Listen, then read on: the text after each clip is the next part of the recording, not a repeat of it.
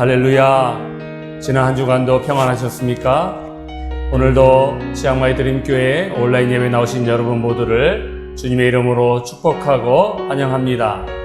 오늘 우리가 모여서 함께 드리는 이 예배 가운데 하나님의 놀라우신 은혜와 평안과 기쁨이 여러분들 가운데 가득하기를 간절히 소망합니다. 이 시간 우리의 마음을 활짝 여시고 우리 하나님 앞에 경배하며 나아가기를 원합니다.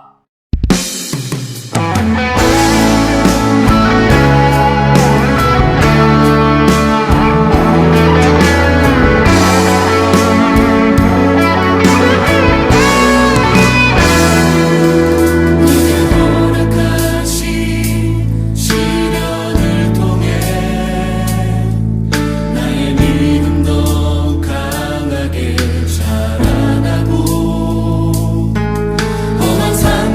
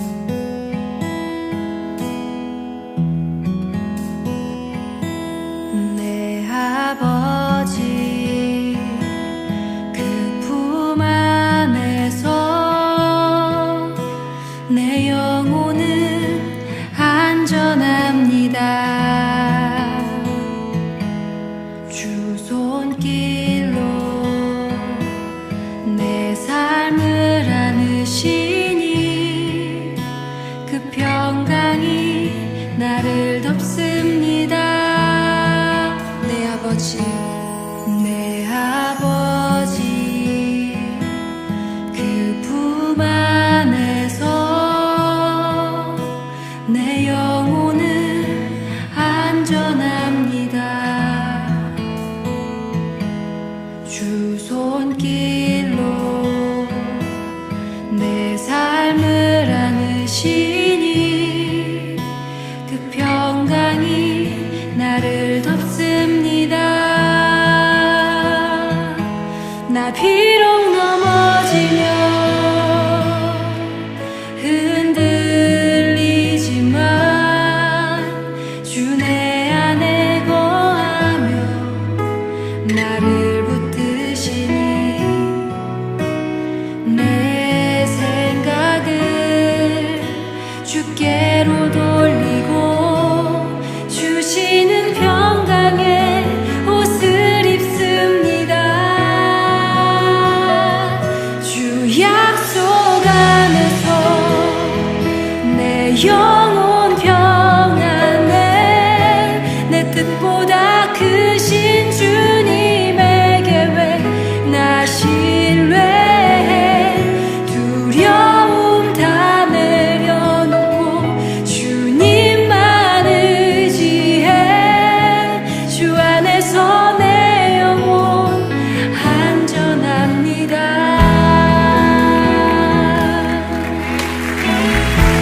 내 아버지 내 아버지 그 품 안에서 내 영혼은 안전합니다. 주 손길로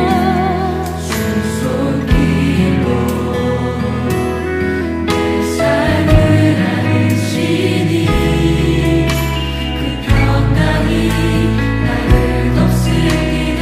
먼저 내 아버지 내 아버지 품 안에서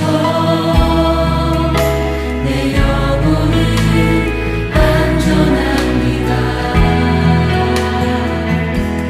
주 손길로 내 삶을 안으시니 그 평강이 나를 덮습니다. 나 비록 넘어지며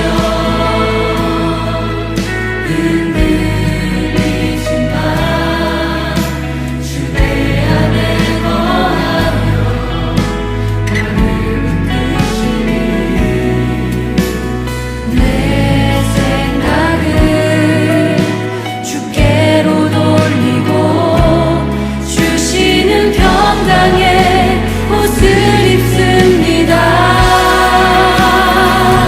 주 약속 안에서 내 영혼 평안해 내 뜻보다 크신 주님의 계획 나 신뢰해 두려움 다 내려놓고 주님만 의지해 주 안에서 내 영혼 안전합니다. 주 약속 안에서 내 영혼 평안해 내 뜻보다 크신 주님의 계획 나 신뢰해 두려움 다 내려놓고 주님만 의지해 주 안에서 내 영혼 안전합니다. 나 비록 넘어지며 선포하라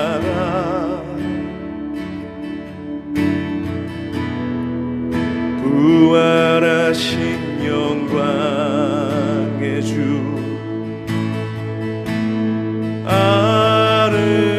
아름다운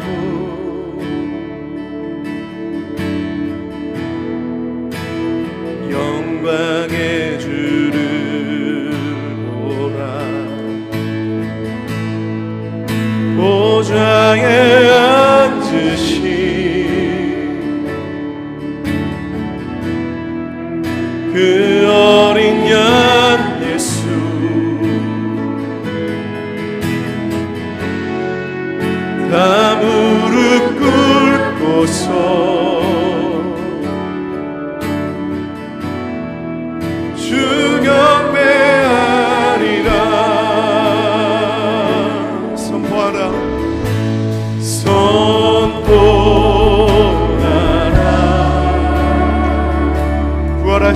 영광의 주님을 부활하신 영광의 주 하나님과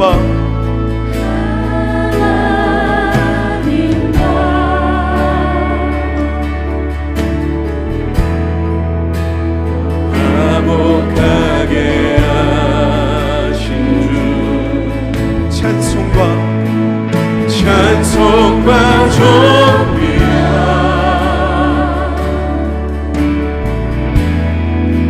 영광과 능력을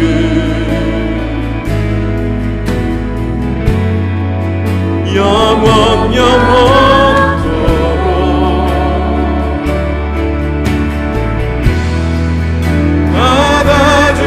받아주옵소서. 보좌에 앉으신 어린 양 예수, 보좌에 앉으신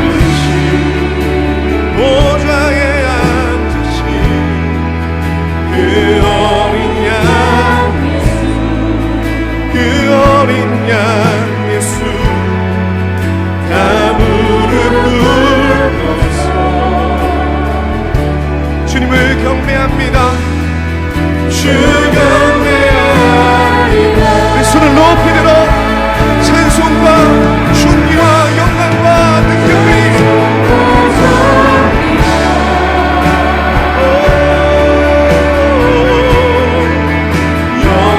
영광과 능력을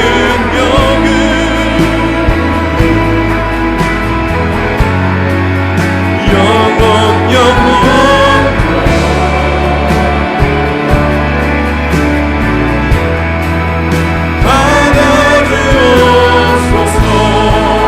보좌에 앉으신 어린 양 예수, 보좌에 앉으신 그 어린 양, 그 어린 양 예수, 나 무릎 꿇고서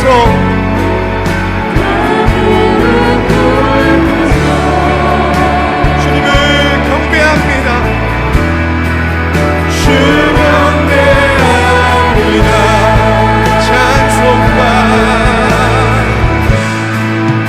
찬송과 존귀와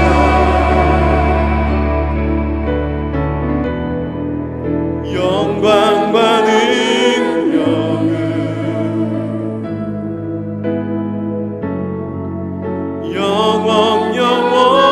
영원토록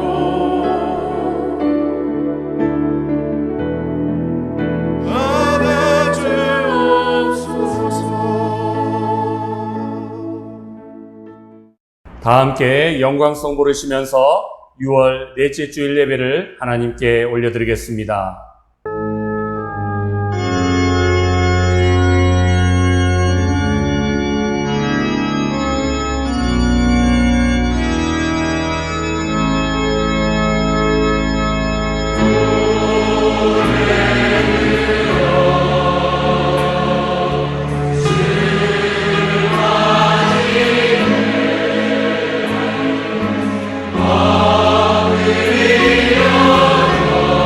내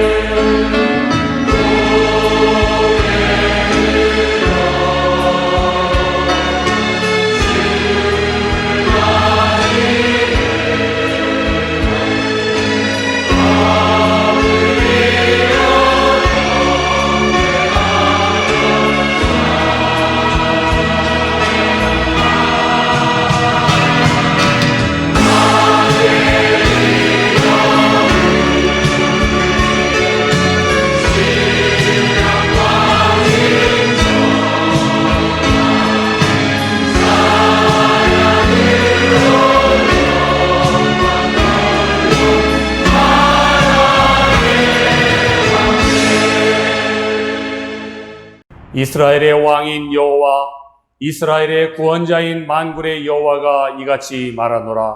나는 처음이요 나는 마지막이라. 나 외에 다른 신이 없느니라. 하나님은 영이시니 예배하는 자가 영과 진리로 예배할지니라. 아멘. 은혜와 자비가 풍성하신 하나님 아버지, 오늘도 저희들의 일상의 삶을 잠시 내려놓고 우리의 왕이신 하나님 앞에 함께 나와 예배드리게 하심을 진심으로 감사드립니다. 우리가 드리는 이 예배가 하나님께는 큰 기쁨이 되는 시간이 되게 하여 주시고, 하나님께는 큰 영광이 되는 시간이 되게 하여 주시고, 우리 모두에게는 큰 기쁨과 은혜가 가득한 시간이 되게 하여 주시옵소서. 우리의 모든 감사와 찬양을 받으시기에 합당하신 우리 주 예수님의 이름으로 감사하며 기원하옵나이다. 아멘. 다 같이 사도신경으로 우리의 신앙을 고백하겠습니다. 나는 전능하신 아버지 하나님, 천지의 창조주를 믿습니다.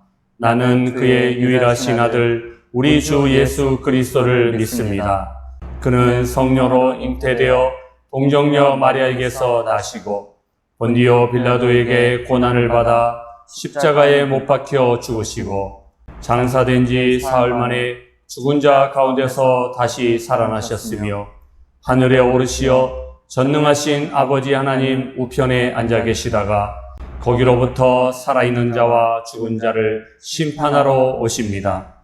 나는 성령을 믿으며 거룩한 공교회와 성도의 교제와 죄를 용서받는 것과 몸의 부활과 영생을 믿습니다. 아멘. 성시교독은 교독문 제46번 시편 104편입니다. 내 영혼아 여호와를 송축하라. 여호와 나의 하나님이여. 주는 심히 위대하시며 존귀와 권위로 옷 입으셨나이다. 주께서 옷을 입음같이 빛을 입으시며 하늘을 휘장같이 치시며 물에 자기 누각에 들보를 얹으시며 구름으로 자기 수레를 삼으시고 바람 날개로 다니시며 바람을 자기 사신으로 삼으시고 불꽃으로 자기 사역자를 삼으시며 땅에 기초를 놓으사 영원히 흔들리지 아니하게 하셨나이다. 주께서 물의 경계를 정하여 넘치지 못하게 하시며 다시 돌아와 땅을 덮지 못하게 하셨나이다. 여호와께서 샘을 골짜기에서 솟아나게 하시고 산 사이에 흐르게 하사 각종 들짐승에게 마시게 하시니 들나귀들도 해갈하며 공중의 새들도 그 가에서 깃들이며 나뭇가지 사이에서 쥐저귀는도다. 그가 그의 누각에서부터 산에 물을 부어 주시니 주께서 하시는 일의 결실이 땅을 만족시켜 주시는도다. 아멘. 다 같이 찬송가 436장을 찬양하시겠습니다.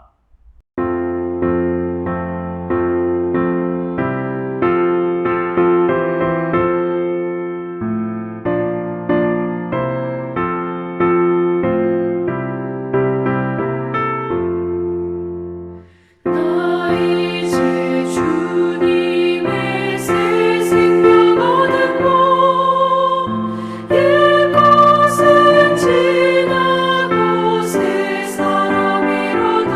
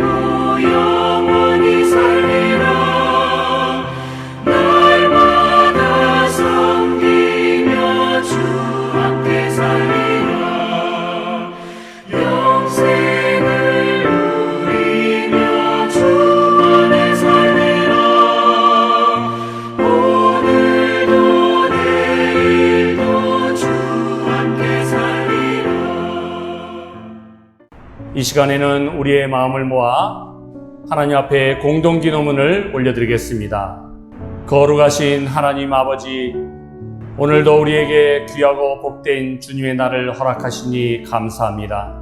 코로나19 팬데믹 상황에서도 하나님 앞에 나와 예배드리게 하시니 더욱 감사합니다.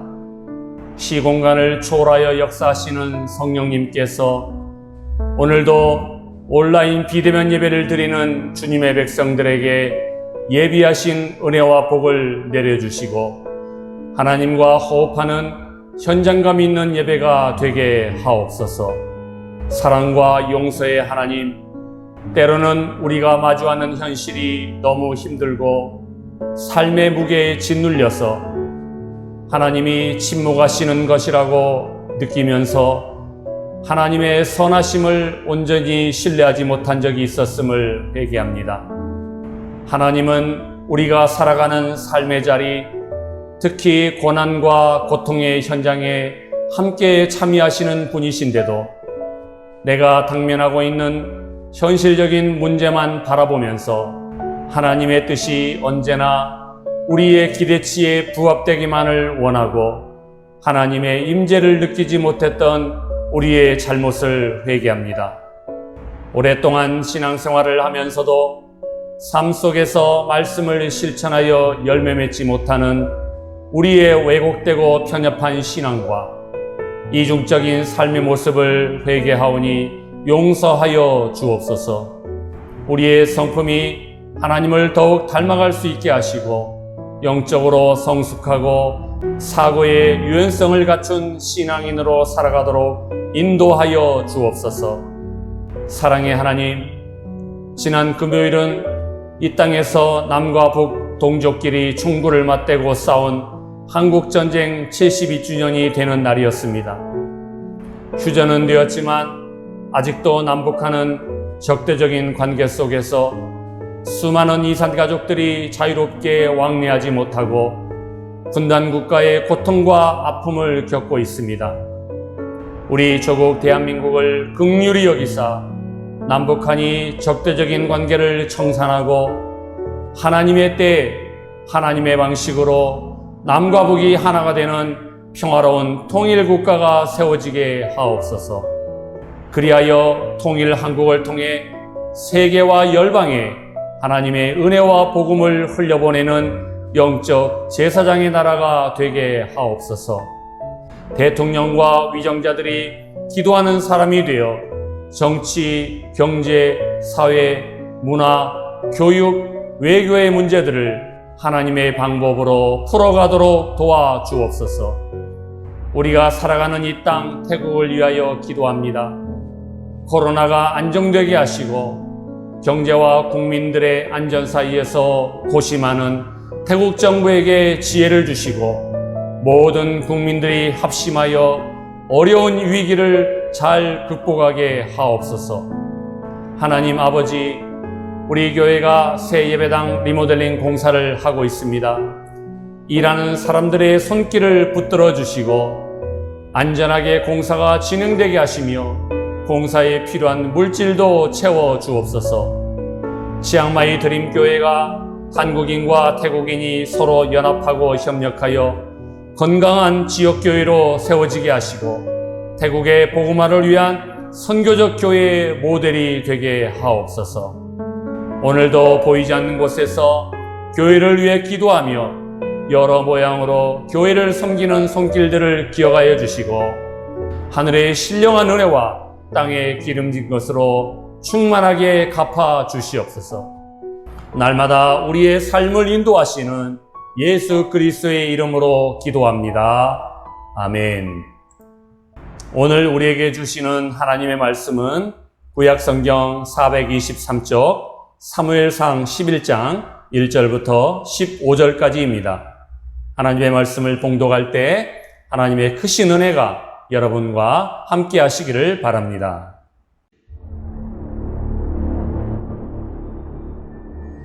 암몬 사람 나하스가 올라와서 길르앗 야베스에 맞서 진침해 야베스 모든 사람들이 나하스에게 이르되 우리와 언약하자. 그리하면 우리가 너를 섬기리라. 암몬 사람 나하스가 그들에게 이르되 내가 너희 오른눈을 다 빼야 너희와 언약하리라. 내가 온 이스라엘을 이같이 모욕하리라. 야베스 장로들이 그에게 이르되 우리에게 이랫동안 말미를 주어 우리가 이스라엘 온 지역에 전령들을 보내게 하라. 만일 우리를 구원할 자가 없으면 내게 나아가리라.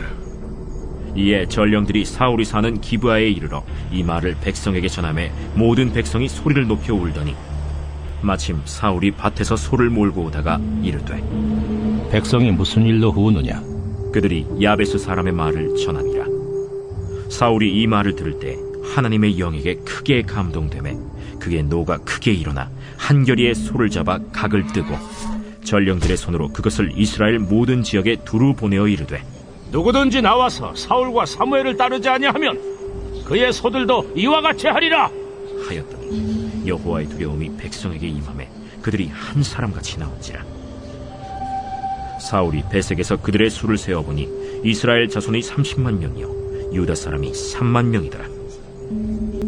무리가 와 있는 전령들에게 이르되 너희는 길르앗 야베스 사람에게 이같이 이르기를 내일 해가 더울 때에 너희가 구원을 받으리라 하라.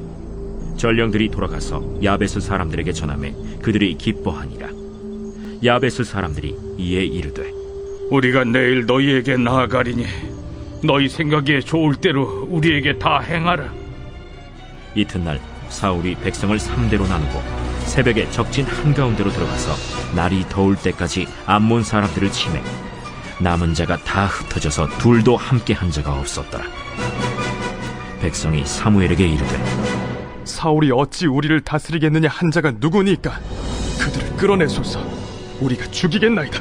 사울이 이르되 이날에는 사람을 죽이지 못하리니 여호와께서 오늘 이스라엘 중에 구원을 베푸셨음이니라.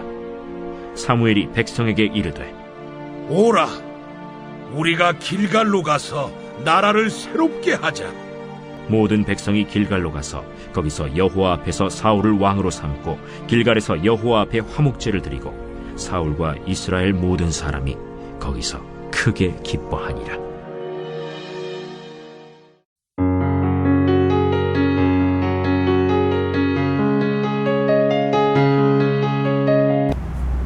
대전에 있는 배제대학교에서 교목을 역임하셨던 이상덕 교수님이 10년 전인 2011년에 기독교 역사의 전환점들이라는 책을 내셨는데요. 이분은 이 책에서 이렇게 말합니다. 오늘날 한국교회의 정체와 위기는 도덕적 영향력과 영적 권위의 상실에 기인한다. 여러분, 제가 지난주에도 비슷한 말씀을 드린 적이 있는데요. 이분이 10년 전에 이 책을 출간하시면서 한국의 기독교가 더 이상 성장하지 못하고 침체와 위기에 직면하게 된 두 가지 이유는 첫째, 도덕적 영향력을 잃어버렸기 때문이고 둘째는 영적 권위를 상실했기 때문이라고 말했습니다. 이 말의 의미가 무엇인지는 제가 굳이 설명드리지 않아도 여러분께서 충분히 이해와 공감이 되실 것입니다. 그러면 이렇게 질문하실 수도 있겠죠. 교수님, 한국의 기독교가 세상으로부터 도덕적 영향력과 영적 권위를 상실하게 된 원인이 어디에 있다고 보십니까? 도대체 그 원인이 무엇입니까? 만약에 여러분들이 이런 질문을 받게 된다면 여기에 대해 뭐라고 대답하시겠습니까? 아마도 대부분의 사람들은 기독교가 도덕적 영향력과 영적 권위를 상실하게 된 원인에 대해 깊이 있는 고민이나 성찰을 하기보다는 표면적으로 나타난 어떤 특정한 행동이나 사건 때문이라고 생각하실 것입니다. 예를 들어 지난해 한국에서 코로나19 상황이 심각했을 때 정부에서 비대면 예배를 권고했음에도 대면 예배를 강행했던 일부 교회들의 행동 때문에 한국의 기독교가 세상으로부터 도덕적 영향력과 영적 권위를 상실하게 된다는 것이죠. 그런데요, 이상덕 교수님은 여기에 대해 이렇게 말을 했습니다. 우리 화면을 보시면서 다 같이 큰 목소리로 읽어주시기 바랍니다. 시작. 특별히 그 원인은 역사의식의 빈곤 때문이다. 이 말이 무슨 뜻일까요? 예를 들어 우리가 한 번도 가본 적이 없는 길을 가다가 중간쯤에 가서 왠지 지금 내가 길을 잘못 가고 있다는 느낌이 들면 어떻게 해야 되겠습니까? 가장 확실한 방법은 처음 출발했던 원점으로 되돌아가서 자신이 걸어왔던 길을 하나씩 되짚어 보는 것입니다. 그 다음에는 어디서부터 방향이 잘못됐고 원래 가야 했던 길에서 얼마나 벗어났는지를 살펴보는 것입니다. 마찬가지죠. 오늘날 한국의 기독교 그리고 한국교회가 세상으로부터 존경과 신뢰를 잃어버리고 있다면 과거 역사로 돌아가 한국교회가 그동안 걸어왔던 길을 하나씩 되짚어보면서 어디서부터 방향이 잘못되었고 원래 가야 할 길에서 벗어났는지를 살펴봐야 합니다. 이것이 바로 역사의식입니다. 그런데 오늘날 한국교회가 바로 이 역사의식이 부족하다는 것입니다. 뭔가 잘못되었다면 원점으로 돌아가 거기서부터 근본적인 문제를 찾고 해결할 생각을 하지 않고 자꾸만 눈에 보이는 현상에서 문제를 보고 거기에서 해결책을 찾으려고 이런저런 방법만 모색한다는 것이죠. 한국의 기독교와 한국교회만 역사의식이 빈곤한 것이 아닙니다. 그 구성원이라고 할 수 있는 우리 한 사람 한 사람도 얼마나 역사의식이 없는지 모릅니다. 대부분의 한국교회 교인들은 기록된 성경책과 현재에 남아있을 뿐 그 둘 사이를 연결시켜주는 기독교의 역사 또는 교회 역사에 대한 인식이나 지식은 차마 제가 말씀드리기 부끄러울 수준입니다. 우리가 왜 지나간 역사, 특히 기독교 역사에 주목을 해야 합니까? 그것은 성경과 오늘의 나를 연결해주는 것이 바로 기독교 역사이기 때문입니다. 오늘 우리가 함께 읽은 사무엘서는 이스라엘의 역사를 기록하고 있는 역사책입니다.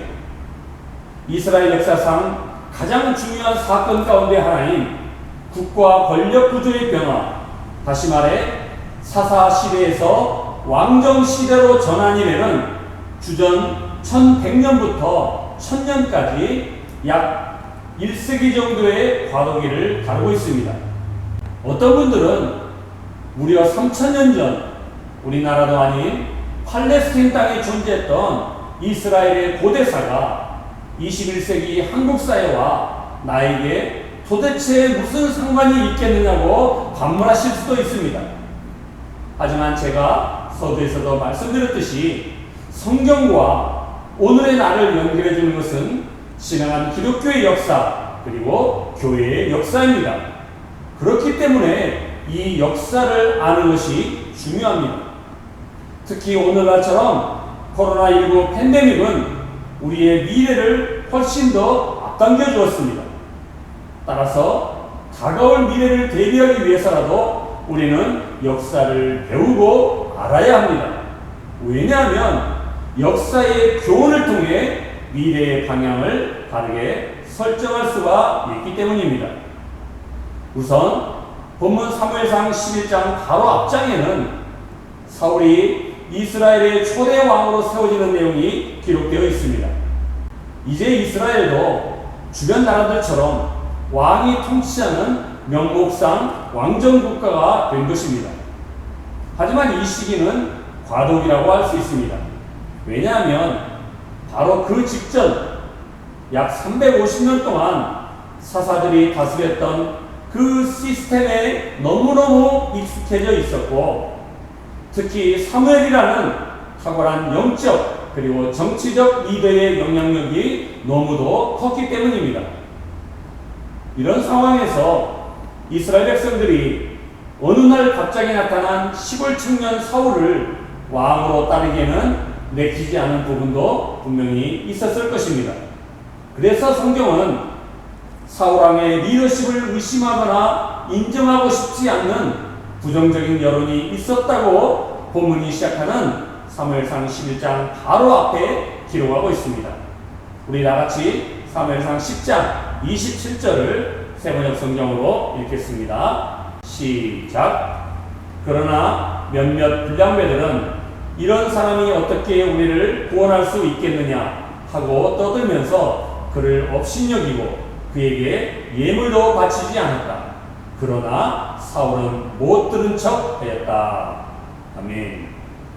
앞에서도 말씀드렸지만 사울은 분명히 이스라엘의 초대 왕으로 선출되었고 사무엘은 사울만한 사람이 없다라면서 백성들에게 그의 리더십과 권위를 지켜 세워주었습니다. 그럼에도 불구하고 성경이 굳이 이런 말씀을 기록한 이유는 뭐겠습니까? 한마디로 사울이 비록 왕으로 세워지기는 했지만 한 나라를 다스릴 수 있을지에 대한 그의 능력과 실력은 아직 검증된 것이 아니었다는 것을 의미하는 것입니다. 사랑하는 여러분, 특히 27절의 마지막 부분은 매우 의미심장합니다. 자세히 보시면 이런 사람이 어떻게 우리를 구원할 수 있겠느냐며 자신을 무시하고 업신여기는 사람들의 말을 사울이 들었습니까? 못 들었습니까? 분명히 들었습니다. 하지만 사울은 그 말을 듣고도 못 들은 척 했다라고 성경은 말씀하고 있습니다. 지금 사울은 시골 청년이 아닙니다. 이스라엘의 왕입니다. 그런데 왕을 모독하는 상황인데도 듣고도 못 들은 척 했습니다. 왜 그랬을까요? 만약 그 상황에서 사울이 분노하면서 이런 발칙한 놈을 만나 여봐라! 이놈을 당장 참소하라! 만약에 이렇게 이야기를 했다면 어떻게 됐을까요? 그런다고 사울의 리더십이 인정받고 세워졌을까요? 인간적으로는 가능할 수도 있겠지만 하나님은 결코 그런 식으로 일하시는 분이 아닙니다. 우리는 오늘 본문을 통해 두 가지를 깨닫게 됩니다. 첫째, 하나님께서 이스라엘 나라를 새롭게 안정적으로 세워가시기 위해 어떻게 일하고 계시는지. 둘째, 하나님은 어떤 사람을 통해 일하시는지. 그래서 저는 오늘 이 두 가지를 여러분과 함께 나누고자 합니다. 자, 첫째, 하나님께서 역사의 전환기, 과도기에 있는 이스라엘 나라를 새롭게 하시고 안정적으로 세워가시기 위해 어떻게 일하셨습니까? 우리 한번 다 같이 읽겠습니다. 시작. 하나님께서 역사의 주관자이심을 알게 하십니다. 앞서 말씀드렸듯이 사울이 왕으로 세움을 받았지만 백성들로부터 아직까지는 왕으로서 지도력이나 능력을 인정받지 못하고 있다는 현실을 성경은 본문이 시작되기 바로 직전인 사무엘상 10장 27절에서 이미 밝혔습니다. 사실 사울 한 사람만 왕으로 세워졌지 나라를 다스릴 중앙정부가 구성된 것도 아니고 더구나 그 당시 국가에서 가장 중요한 조직인 군대도 어떤 통일된 지휘계통이 확립된 상태도 아니었습니다. 그렇다면 이렇게 어수선하고 혼란한 역사적 과도기에 하나님은 이스라엘 나라를 새롭게 하시고 안정화시키기 위해서 어떻게 일을 하셨을까요? 그것은 사람들로 하여금 하나님께서 역사의 주관자이심을 알게 하셨습니다. 아멘이십니까? 사실 이런 방법은 그 어느 누구도 상상하지 못했던 방법이었습니다. 구체적으로 말씀을 드리면 이스라엘과 암몬 두 국가 간에 전쟁을 하게 하신 것입니다. 우리 다같이 본문 사무엘상 11장 1절을 세번역 성경으로 읽겠습니다. 시작. 암몬 사람 나하스가 올라와서 길르앗의 야베스를 포위하였다.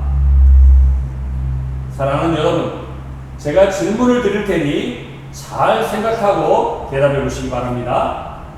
지금 누가 전쟁을 일으켰습니까? 암몬 왕 나하스입니까? 아니면 하나님이십니까?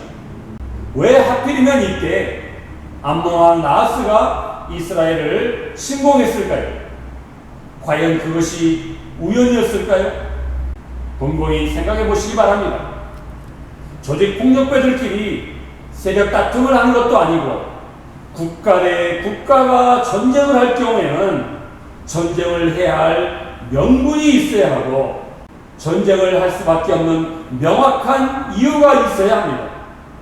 그런데 아무리 1절을 읽어보고 읽어봐도 암몬이 이스라엘과 전쟁을 해야 하는 명분과 이유를 발견할 수가 없습니다. 아니면 성경에 기록되어 있지는 않지만 이렇게 상상을 해볼 수도 있겠지요.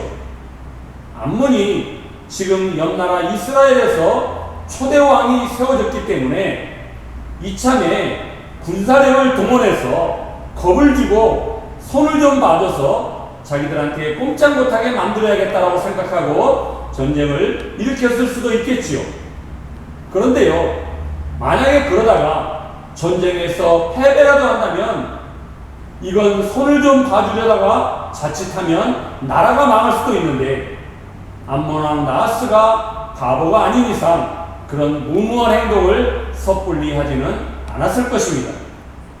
따라서 아무리 생각해봐도 암몬 입장에서 볼 때 이 전쟁은 명분이나 뚜렷한 이유가 없어 보입니다.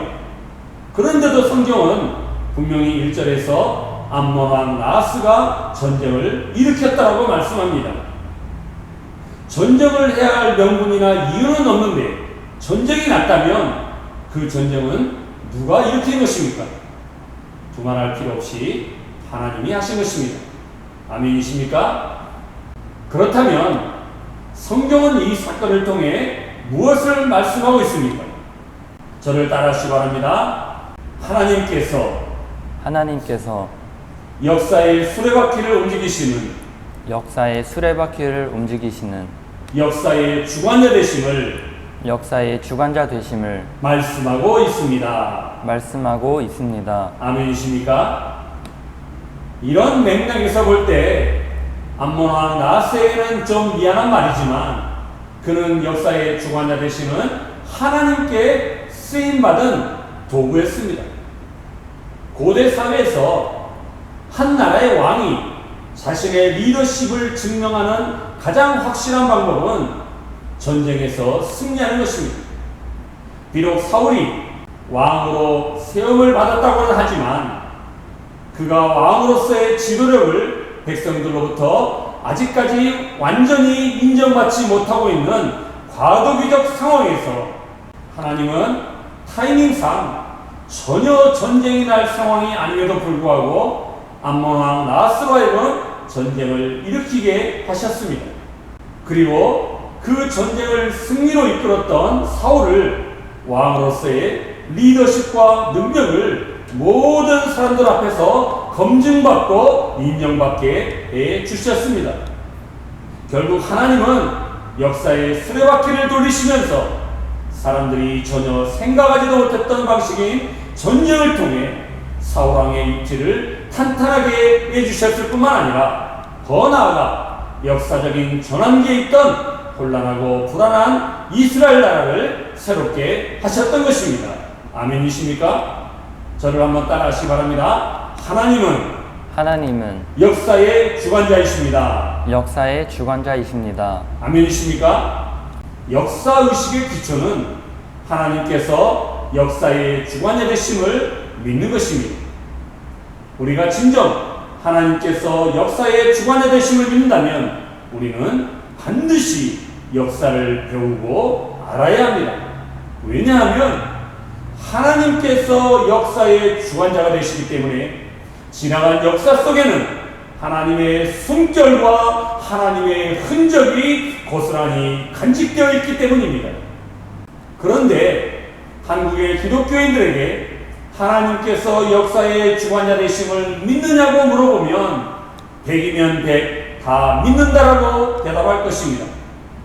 그렇게 입으로는 믿는다고 말하면서도 실상 우리의 사고체계나 가치관, 행동하는 삶의 방식에는 하나님께서 역사의 주관자가 되신다는 역사의식이 거의 없습니다. 왜 그렇습니까?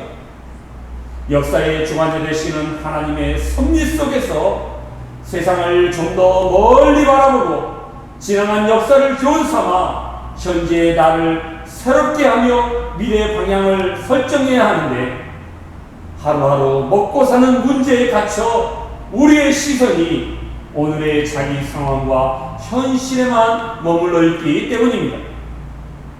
세상 사람들도 이렇게 말을 하지 않습니까? 역사에서 교훈을 찾지 못한 민족은 미래가 없다. 마찬가지입니다.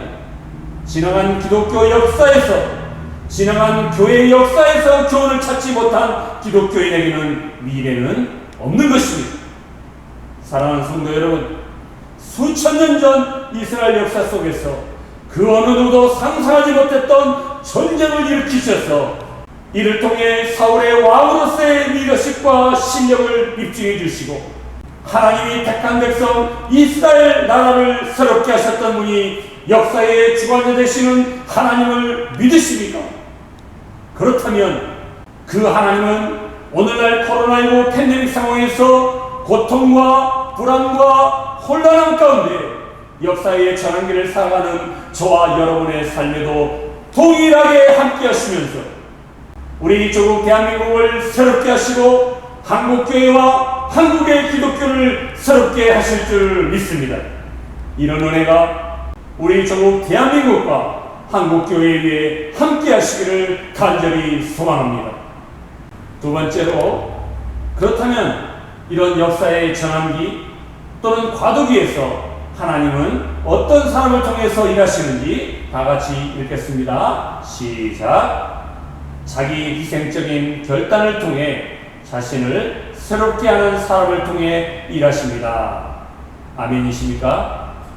사울이 암몬과 전쟁을 하기 바로 직전에 몇몇 불량배들이 이런 사람이 어떻게 우리를 구원할 수 있겠느냐며 사울의 리더십과 실력을 무시하고 그를 모독하는 말을 했습니다. 그때 사울은 그 말을 들었지만 못 들은 척했습니다. 그 정도로 사울의 리더십은 아직 검증이 안 된 상태였습니다.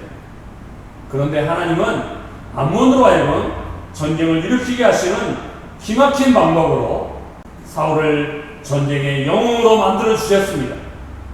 사울이 그동안 취약했던 왕으로서의 리더십을 한 방에 해결하고 그의 능력을 모든 사람들로부터 인정받게 해주신 것입니다.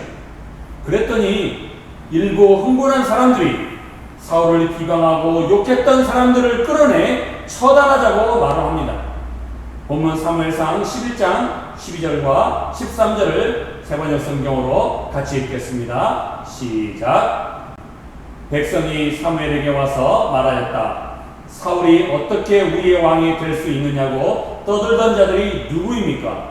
그런 자들을 내주십시오. 우리가 그들을 쳐서 죽이겠습니다. 그러자 사울이 나서서 말하였다. 오늘은 주님께서 이스라엘 백성을 구원하여 주신 날이요. 오늘은 사람을 죽이지 못하오. 아멘. 여러분, 방금 읽은 12절과 13절에서 말하는 사람이 누구인지, 그리고 그 말을 누구에게 한 것인지를 주의 깊게 보셔야 합니다. 우선 12절을 다시 보시기 바랍니다. 지금 누가 누구에게 말을 하고 있습니까? 백성이 사무엘에게 말을 하고 있습니다. 전에 사울 따위가 어떻게 우리의 왕이 되겠느냐고 불평했던 사람들이 누구입니까? 그런 사람들을 우리에게 내주시면 오늘 우리가 그들을 쳐 죽여버리겠습니다. 이런 식으로 말을 하면서 굉장히 오버한 느낌이 듭니다. 자, 그런데요, 13절을 잘 보시기 바랍니다. 백성들로부터 이렇게 무시무시한 말을 전해드는 사무엘은 어쩐지 한마디도 대답하지 않고 오히려 사울이 대답을 합니다. 오늘은 하나님께서 우리를 구원해 주신 날이므로 사람을 죽이지 못한다는 것입니다. 쉽게 말해 오늘은 잔칫날인데 그런 험한 일을 해서는 안 된다는 것이죠. 자, 여기서 한 가지 이상한 점이 있습니다. 백성들은 왜 처음부터 그 말을 사울에게 하지 사무엘에게 요청을 했을까요? 아마도 사람들은 그때까지도 사울보다는 사무엘을 자신들의 지도자로 생각했기 때문일 것입니다. 그런데 사무엘은 사람들의 요청에 대해 한마디도 대답하지 않고 침묵했습니다. 이것은 사무엘의 의도적인 침묵입니다. 그렇다면 이건 어떤 의미일까요? 다름 아닌 사무엘이 사울에게 정치적인 리더십을 이양했다는 뜻입니다. 본문 바로 다음 장인 사무엘상 12장에서는 이 사실을 더욱더 확실하게 보여주고 있습니다. 사무엘은 이제 이스라엘 백성들에게 물러나면서 고별 설교를 합니다. 그러면서 12장 23절에서 아주 유명한 말을 남기죠. 우리 다 같이 읽겠습니다. 시작. 나는 너희를 위하여 기도하기를 쉬는 죄를 여호와 앞에 결단코 범하지 아니하고 선하고 의로운 길을 너희에게 가르칠 것인즉. 우리는 그동안 이 말씀은 사무엘의 기도를 쉬지 않고 했듯이 우리도 쉬지 말고 열심히 기도하자는 뜻으로 많이 활용을 했습니다. 하지만 여기서 사무엘의 말은 이스라엘 백성들을 위해 쉬지 않고 열심히 기도하겠다는 뜻이라기보다는 자신의 역할이 무엇인지를 이스라엘 백성들 앞에서 명확하게 밝히고 있는 것입니다. 사실 그동안 사무엘은 이스라엘 백성들의 영적인 리더로서 선지자와 대제사장의 역할을 감당했습니다. 또한 정치적인 리더로서 사사의 역할까지도 혼자서 감당을 해왔습니다. 그러나 이제 정치 지도자로서의 역할은 사울 왕에게 넘겨주고 자신은 영적 지도자로서의 사명, 대제사장으로서의 중보기도하는 것과 그리고 선지자로서 백성들에게 의로운 길을 가르치는 역할만 감당하겠다라고 직접 밝히는 것입니다. 사무엘의 자기 희생적인 리더십 이양을 보여주고 있습니다. 이스라엘 역사상 최초로 정치와 종교가 역할 분담을 하는 분기점이 된 것입니다. 나라가 사사 시대에서 왕정 시대로 바뀌는 역사적인 전환기에서 사무엘은 지도자로서 나아갈 때와 물러나야 할 때를 분별하는 자기 희생적인 결단을 내렸던 것이죠. 사무엘의 이와 같은 자기 희생적인 결단으로 인해 자신을 새롭게 했을 뿐만이 아니라 나라를 새롭게 하는 기틀이 마련된 것입니다. 하나님은 바로 이런 사람을 통해 일하십니다. 아멘이십니까? 사랑하는 드림교회 형제자매 여러분, 이혜일 수녀님은 몽담연필이라는 시에서 이렇게 고백하고 있습니다. 우리 한번 다 같이 읽어볼까요? 시작. 대가를 바라지 않는 깨끗한 소멸을, 그 순박한 순명을 본받고 싶다. 그렇습니다. 하나님은 오늘날에도 이 몽땅연필처럼 쓰임받고 대가를 바라지 않으며 깨끗하게 물러나는 자기 희생적인 결단으로 자신을 새롭게 하는 사람을 통해 일하고 계십니다. 이제 오늘 말씀의 결론을 내리려고 합니다. 본문 마지막 절인 15절을 보시기 바랍니다. 모든 백성이 길갈로 가서 거기서 여호와 앞에서 사울을 왕으로 삼고 길갈에서 여호와 앞에 화목제를 드리고 사울과 이스라엘 모든 사람이 거기서 크게 기뻐하니라. 아멘. 이 말씀에 보시면 사무엘과 온 이스라엘 백성들이 길갈이라는 곳에 가서 그곳에서 하나님께 화목제사를 드리고 사울을 왕으로 선포하며 대관식을 가졌습니다. 여기서 중요한 키워드는 두 개입니다. 하나는 길갈이라는 장소고요, 또 하나는 화목제라는 제사입니다. 이것은 한마디로 근본으로 돌아가라는 것입니다. 그 근본은 무엇이겠습니까? 하나님과의 관계를 새롭게 회복하는 것입니다. 구약의 5대 제사 가운데 하나인 화목제는 히브리어로 제바 쉘라밈이라고 합니다. 이 단어는 유대인들이 서로 인사할 때 말하는 샬롬에서 기원한 것입니다. 샬롬이라는 단어는 평화와 친교, 다시 말해 관계가 좋은 상태를 의미합니다. 화목제라고 하는 제사는 하나님과 화목하기 위한 목적으로 드리는 제사가 아니라 이미 화목한 관계, 이미 화목한 상태를 감사하며 드리는 제사입니다. 그러므로 지금 이스라엘 백성들이 길갈에서 하나님께 화목제를 드렸다는 것은 그들이 이미 본문 1절부터 14절까지 일어났던 일들을 통해 하나님과 화목한 상태, 화목한 관계가 되었다는 것을 의미하는 것입니다. 그런가 하면 길갈이라고 하는 이 지명은 여호수아의 인도하에 할례를 받았고 첫 유월절을 지켰던 역사적인 장소입니다. 여기서 할례와 유월절 모두 하나님과 이스라엘 백성들 사이에 맺은 언약이 키워드입니다. 따라서 길갈이나 화목제 모두 하나님과의 관계라는 공통 분모를 가지고 있는 것입니다. 결국 이스라엘 백성들은 하나님과 언약으로 맺어진 하나님의 백성이라는 자신들의 정체성을 확인하는 방식으로 나라를 새롭게 한 것입니다.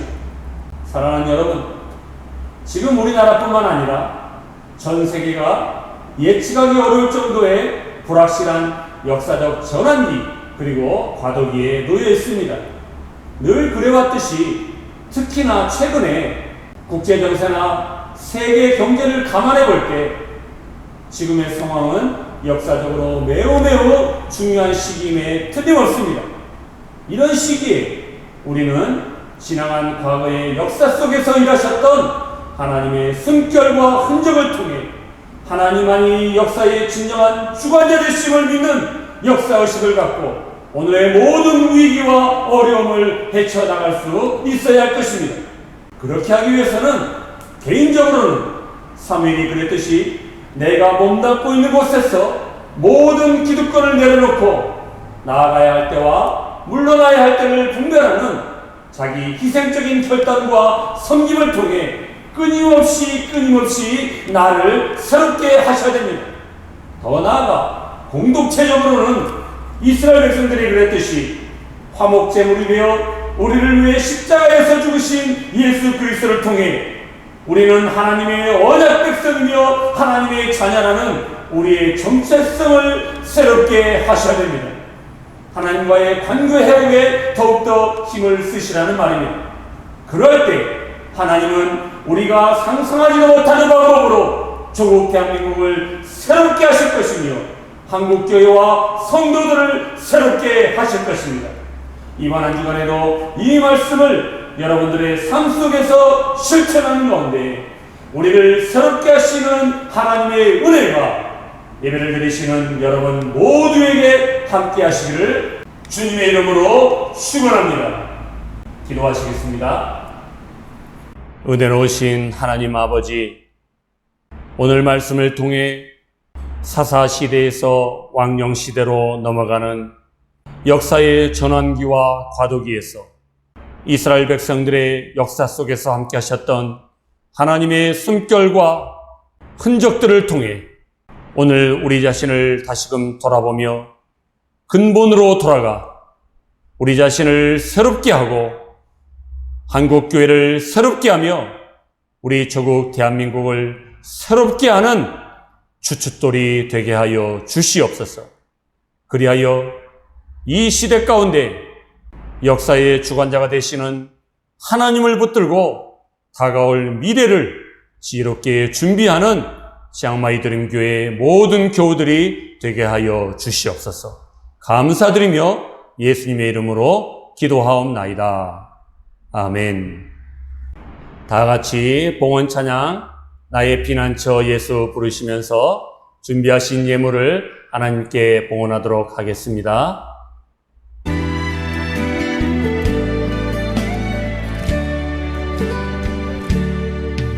나의 피난처 예수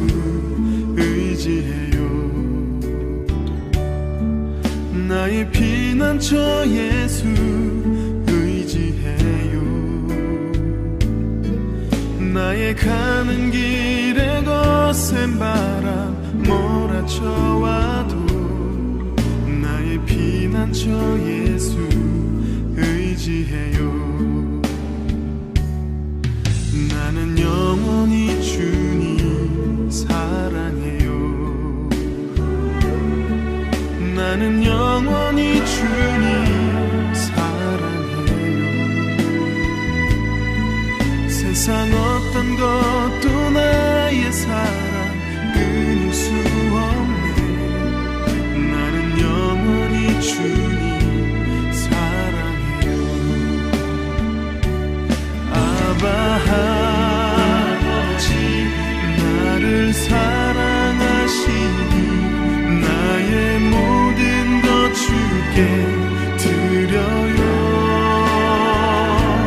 아바 아버지 내가 여기 있으니 주님 영광 위하여 써주세요. 사랑과 은혜가 충만하신 하나님 아버지, 코로나19 팬데믹 상황에서 온라인 비대면으로 예배드리게 하심을 감사합니다. 특별히 오늘 주시는 말씀을 통하여 역사의 전환기와 과도기 가운데 있는 우리 모두가 하나님만이 진정한 역사의 주관자 되심을 믿는 역사의식을 가지고 끊임없이 나 자신과 공동체를 새롭게 할 수 있는 결단의 시간을 허락하시니 또한 감사합니다. 지난 한 주간에도 급변하는 세상 속에서 우리의 생명과 호흡을 붙들어 주시고 우리의 안전을 지켜주시고 날마다 우리에게 넘치는 은혜와 사랑을 부어주시는 하나님께 감사하는 마음으로 모든 수입의 11조와 감사 예물, 주일원금, 선교원금 그리고 건축원금을 하나님께 구별하여 드립니다. 하나님 앞에 나올 때 빈손 들고 나오지 않게 하시고 하나님의 것을 거룩하게 구별하여 드리게 하심을 진심으로 감사합니다. 예물을 드리는 모든 손길들을 주님께서 기억하여 주시고 우리가 드리는 이 예물을 기쁘게 받아주실 뿐만이 아니라 이 예물이 쓰여지는 곳곳마다 잃어버린 생명들이 하나님 앞에 돌아오는 놀라운 구원의 역사, 생명의 역사가 일어나는데 쓰임받는 예물이 되게 하여 주시옵소서.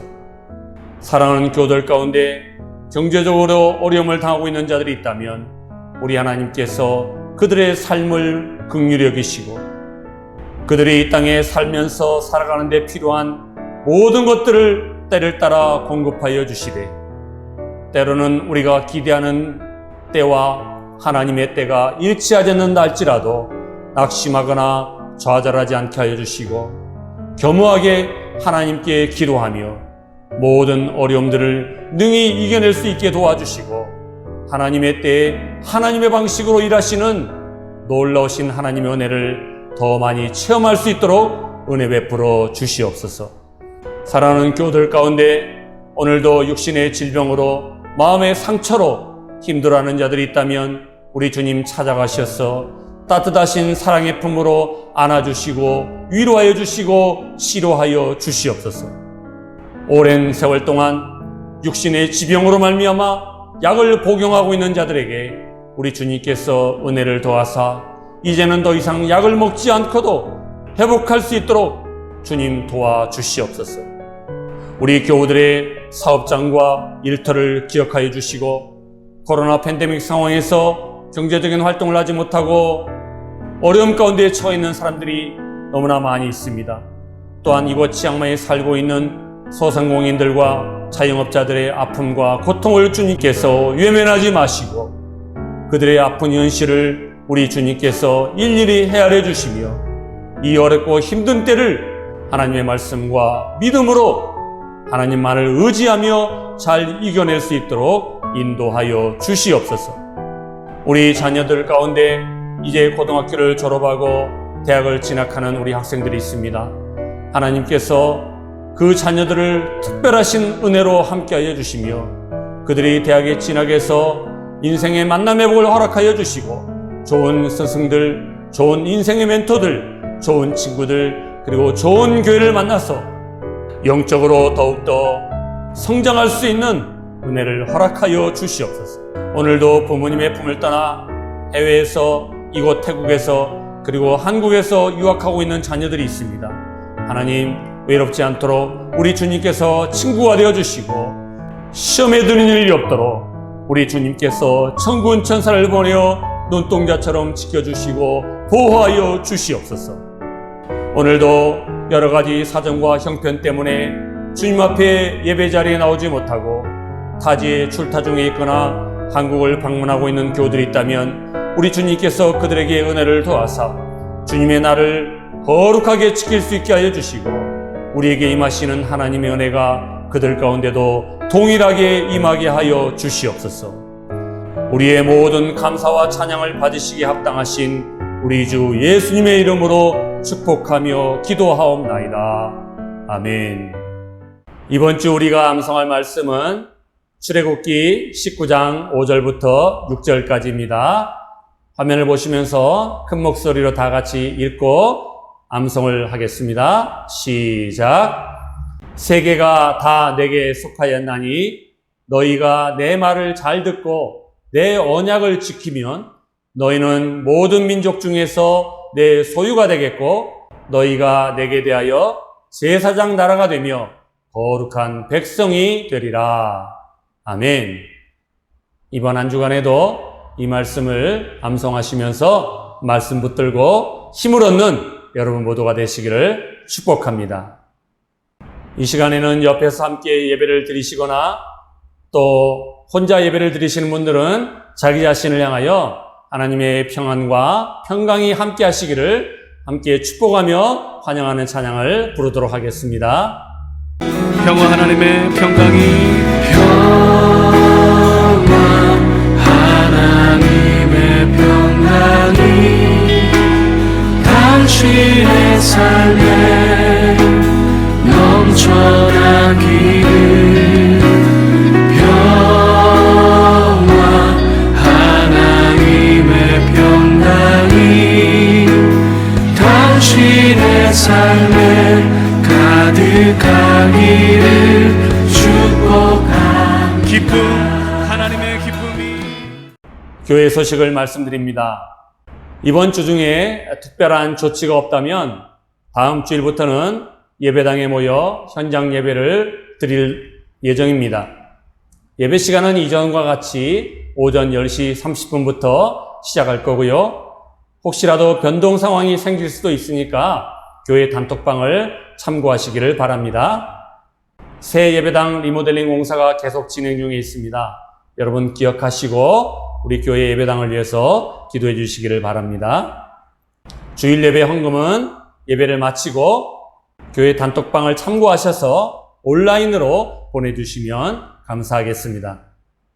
다 함께 파송의 찬양 주가 일하시네 부르고 축도하심으로 예배를 마치겠습니다.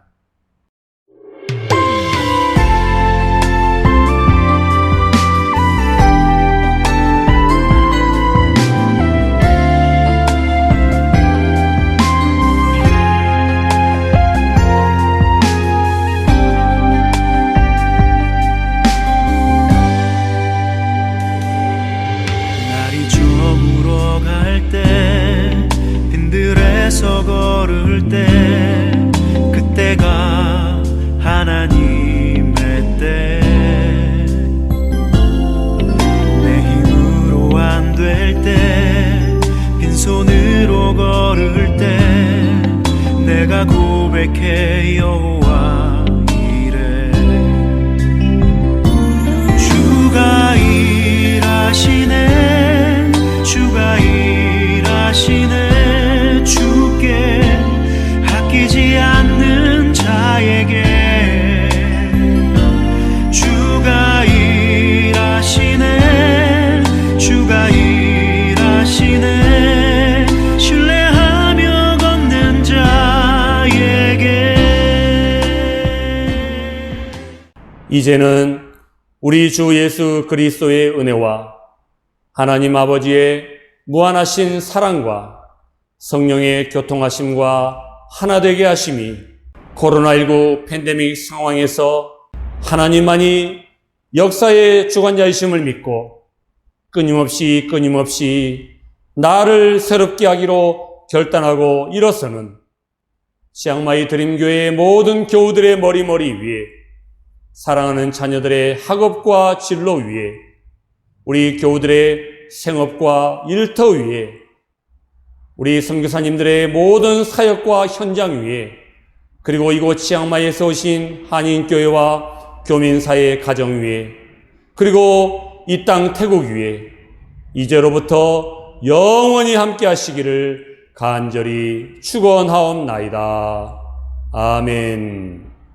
어두움에 밝은 빛을 비춰주시고 너의 작은 신음에도 응답하시니 너는